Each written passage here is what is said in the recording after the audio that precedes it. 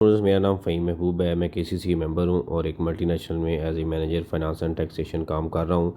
आज का जो लेक्चर है रिसेंट बजट्स में काफ़ी चेंजेस आई हैं, तो वन बाय वन जो कुछ सेक्शंस हैं, जो इम्पोर्टेंट सेक्शंस हैं, उसके ऊपर मैं कुछ लेक्चर्स वन बाय वन हम डिस्कस करेंगे। तो आज दो सेक्शन हम डिस्कस करेंगे। उसकी रीज़न ये है कि बाकी भी सारे सेक्शन इम्पोर्टेंट हैं और उसका जुलाई से ही उसको इम्प्लीमेंट करना है, लेकिन कुछ ऐसे सेक्शंस हैं जिनको काफ़ी स्टूडेंट्स के मैसेज आए कि उनको उसमें समझने में मसला आ रहा है कि बजट में क्या चेंजेस आई हैं और उसको कैसे अप्लाई करना है। और क्योंकि उसकी रीज़न ये है कि ये जो दो सेक्शन है, पहला जो सेक्शन है वो है सेक्शन 149 इनकम फ्राम सैलरी। तो इसमें क्या चेंजिंग्स हैं। उसके बाद जो नेक्स्ट सेक्शन है वो सेक्शन है इनकम फ्रॉम प्रॉपर्टी, जो कि है सेक्शन 155। तो ये आज का जो जो इस लेक्चर में हम जो ये दो चीज़ें इन सेक्शन से रिलेटेड डिस्कस करेंगे कि इन सेक्शंस की क्या चेंजिंग्स आई हैं और इसकी एप्लीकेबिलिटी क्या है। तो सबसे पहले हम देखेंगे सेक्शन 149। तो एक कन्फ्यूजन थी कि जो रेट्स हैं, स्लैब रेट हैं। सबसे पहले जो मेन चीज़ समझने वाली वो ये है कि जो स्लैब रेट हैं उनमें चेंजिंग्स नहीं आई, वो सेम रेट है। उसके बाद आता है कि एक जो ड्राफ्ट फाइनेंस एक्ट आया था उसमें जो मेडिकल एग्जम्पशन थी 10% ऑफ बेसिक सैलरी। तो होता ये था कि जो बेसिक सैलरी, फॉर एग्जांपल इसी एग्जांपल ऐसे अगर किसी की 1 लाख रुपया सैलरी है, उसमें 20K उसको मिलता है फ्यूल, तो टोटल सैलरी लेट से बनती है 120K। तो लॉजिकली तो ये जो फ्यूल अगर तो सैलरी का पार्ट है, ये ऑलरेडी हम सेक्शंस में पढ़ चुके हैं, डिटेल में डिस्कस कर चुके हैं प्रॉपर लेक्चर्स में। अगर तो ये सैलरी का पार्ट है फिर तो सारे का सारा टैक्सीबल है, इसको हम टैक्सीबल की फॉर्म में लेके जाएंगे। लेकिन अगर सैलरी का पार्ट नहीं है और इसको ट्रैवलिंग बेसिस पे या बिजनेस पर्पसेस के लिए यूज़ मिल रहा है, तो फिर ये टैक्सीबल में नहीं आएगा। अब हुआ क्या था कि जो 10%, जो 1 लाख है बेसिक सैलरी, इसका जो 10% था वो हमें एग्जम्पशन मिल रही थी। यानी कि 1 लाख का 10% जो बनता है 10,000, तो 90,000 प्लस 120 जो सैलरी आती थी वो हमारे लिए टैक्सीबल थी। तो 10 इनडायरेक्टली हम कह सकते हैं कि हमें 10% की एग्जम्पशन अवेलेबल थी। तो ड्राफ्ट जो बजट आया उसमें कहा गया कि जो मेडिकल एग्जम्पशन की क्लाउज है इसको ओमिट कर दिया गया है। लेकिन बाद में जब अप्रूवल आया तो बोर्ड ने इसको अप्रूव नहीं किया, असम्बली में इसको अप्रूव नहीं किया गया, तो इसलिए ये एग्जम्पशन अवेलेबल है।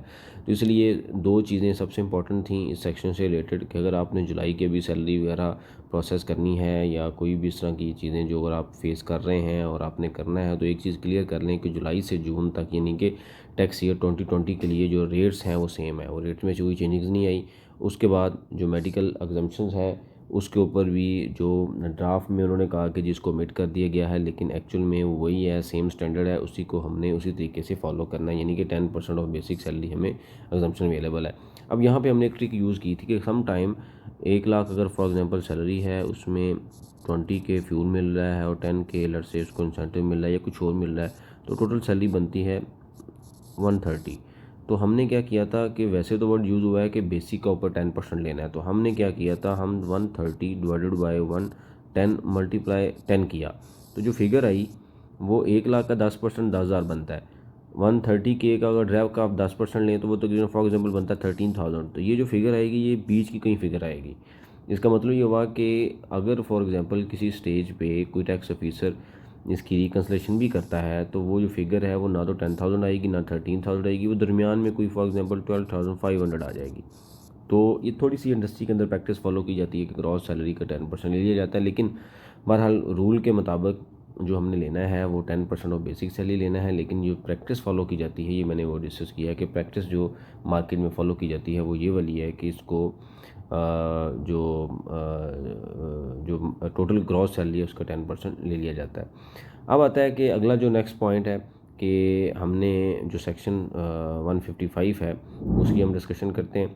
सेक्शन 155 में ये हुआ कि जो 155 सेक्शन है यानी कि इनकम फ्रॉम प्रॉपर्टी। अब इसमें उन्होंने ये कहा कि जो पहले ये सेपरेट ब्लॉक ऑफ इनकम था,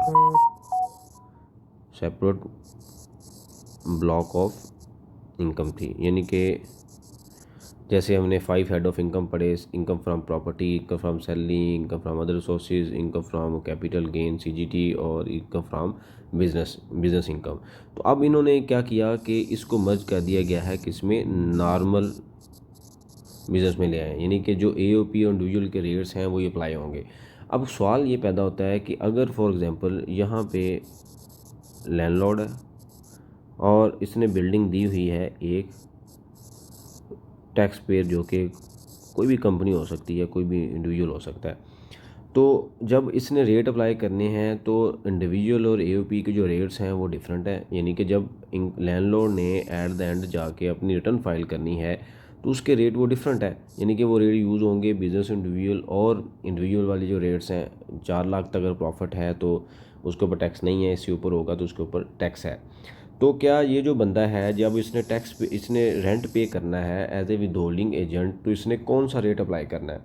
तो इस केस में रूल ने बड़ा क्लियर कर दिया है, उसमें क्लियरली मेंशन है, कुछ स्लैब रेट भी चेंज हुए हैं। पहले ये था कि एनुअल जो 2K तक रेंट था, अगर लेस दैन इक्वल टू है तो उसके ऊपर 0% टैक्स था। अब ये हुआ है कि ये इन्होंने 3K कर दिया, यानी कि 3 लाख तक या इससे कम रेंट है तो उसके ऊपर कोई टैक्स नहीं है। मतलब अगर आपकी एक प्रॉपर्टी आपने रेंट पे दी हुई है और उसका रेंट एनुअल 3 लाख से कम है तो आपने कोई टैक्स नहीं देना। 3 लाख से आप 6 लाख तक जो टैक्स है वो उसके स्लैब रेट 5% है, और फिर 6 लाख से 20 लाख तक जो रेट है वो 10% है, और 20 लाख से ऊपर 15% है। तो डिफरेंट स्लैब है।